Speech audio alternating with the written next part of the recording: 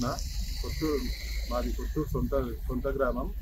చిన్న తాతల నుంచి ఉన్న సమాధులని మాకు తెలియకుండా కొంతమంది కూలగొట్టారు. మా తాతలయ్యి, మా నాయనయ్యి, అందరి సమాధులు ఉండే ఆడ.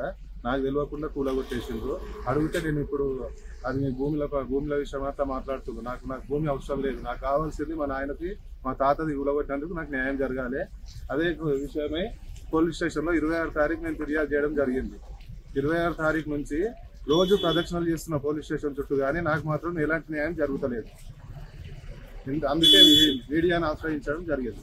పోలీస్ స్టేషన్ చుట్టూ 10 రోజుల నుంచి తిరుగుతున్నా. వాళ్ళని పిలిపిస్తాము, మాట్లాడతాము అలాంటివే జరుగుతున్నాయి తప్ప ఎలాంటి న్యాయం అయితే జరుగుతలేదు. ఇంకో కూలగొట్టినది ఈ బొందలు, ఫోటోలు ఇవన్నీ ఉన్నాయి మా దగ్గర. ఇవన్నీ ఉన్నాయి. ఇవన్నీ ఉన్నా సరే పోలీస్ స్టేషన్లో మాత్రం మాకు న్యాయం జరుగుతలేదు. ఏమంటారు? ఎస్ఐ ఏమంటుండ్రు, రోజు పిలిపిస్తా అంటుండు. పిలిపించడం లేదు, ఏం లేదు. మేము వస్తే మేము తిరుగుతున్నాం తప్ప వాళ్ళు అక్రమంగా కూలగొట్టిన వాళ్ళు మాత్రం ఎలాంటి స్పందన లేదు. మీరు 10 రోజుల నుంచి తిరుగుతున్నారు. కేసు గురించి అడిగిన కేసు అవుతుందని చెప్పిరా? కేసు గురించి మాట్లాడినాం. కేసు చెయ్యం మేమంటే చెప్తుంటాం. కేసు చేయం. అవతల వాళ్ళు ఏమంటుండ్రు, కూలగొడతాం, మా దాంట్లో బరాబర్ కూలగొడతాం అన్న లెక్కల వాళ్ళు మాట్లాడుతారు. అక్కడ తీయకుండా మాకు గుడిని కానీ సమాధిని కానీ కూలగొడితే దానికంటూ కొన్ని చట్టాలు ఉంటాయి. అలాంటివి ఏం లేకుండా అక్రమంగా ఎట్లా కూలగొడతారు?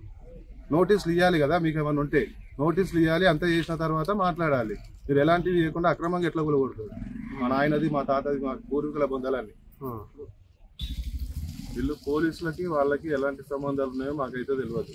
వీళ్ళు ఎంతసేపటికి మమ్మల్ని బెదిరించాలని అలాంటి పనులు చేస్తున్నారు తప్ప ఇంకా మాకు ఎలాంటి న్యాయం చేస్తలేరు. న్యాయం జరగకపోతే మేము ఆ కంప్లైంట్ ఇచ్చిన వీరమణి కిష్టయ్య, వీరమణి ఆగమయ్య కొడుకులు మల్లేషు, శేఖరు వీళ్ళ పైన ఎలాంటి చర్యలు తీసుకోకపోతే నేను ఈ రోజే సిపి ఆఫీస్కి పోతా.